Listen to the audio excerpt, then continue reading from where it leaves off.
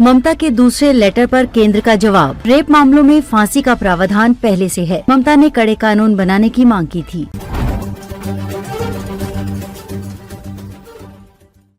केंद्र सरकार ने शुक्रवार को बंगाल की मुख्यमंत्री ममता बनर्जी की ओर से प्रधानमंत्री नरेंद्र मोदी को लिखी गई दूसरी चिट्ठी का जवाब दिया। इस बार भी महिला और बाल विकास मंत्री अन्नपूर्णा देवी की तरफ से ही जवाब दिया गया है। उन्होंने कहा कि रेप जैसे मामलों में दोषी को फांसी की सजा का प्रावधान पहले से ही है। भारतीय न्याय संहिता में रेप के लिए कम से कम 10 साल की जेल का प्रावधान है, जिसे उम्र कैद या मौत की सजा तक बढ़ाया जा सकता है।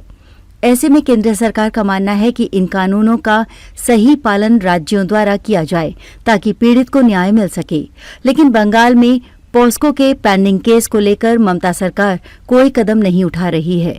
कोलकाता रेप मर्डर केस को लेकर ममता बनर्जी ने गुरुवार को प्रधानमंत्री मोदी को 8 दिन में दूसरी चिट्ठी लिखी थी। इसमें ममता ने कहा था, मैंने 22 अगस्त को रेपिस्ट को कड़ी सजा देने के लिए कानून की मांग को लेकर पत्र लिखा था, लेकिन इतने संवेदनशील मुद्दे पर आपकी ओर से कोई जवाब नहीं मिला। केंद्र सरकार ने ममता के उस दावे को खारिज कर दिया है जिसमें उन्होंने रेप जैसे मामलों के निपटारे के लिए राज्य में 88 फास्ट ट्रैक कोर्ट चलाने की बात कही थी। अन्नपूर्णा देवी ने दूसरे लेटर में कहा कि ये सही बात है कि राज्य में 88 फास्ट ट्रैक कोर्ट चल रहे हैं, लेकिन केंद्र की योजना से बिल्कुल अलग हैं।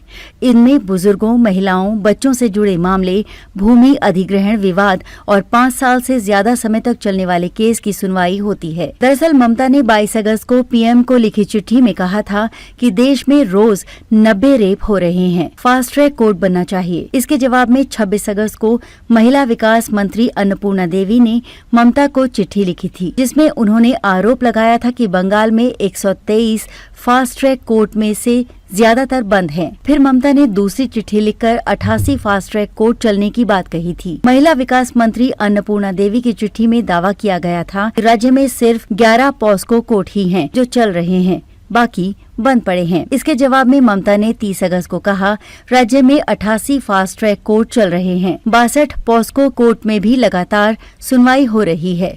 इनके अलावा 10 नए पॉस्को कोर्ट का भी अप्रूवल दिया गया है।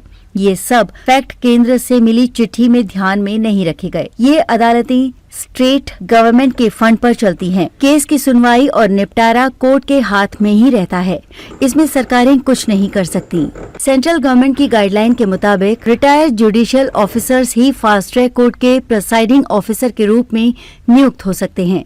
ममता ने मोदी को लिखी चिट्ठी में कहा, हाल ही में कोर्ट ने कहा था कि जघन्य अपराधों के मामले में परमानेंट जुडिशियल ऑफिसर को नियुक्त करना चाहिए। इस नियुक्ति के लिए आपका दखल जरूरी है। इसके अलावा राज्य में 112 और 1098 हेल्पलाइन भी सही तरीके से चल रही हैं।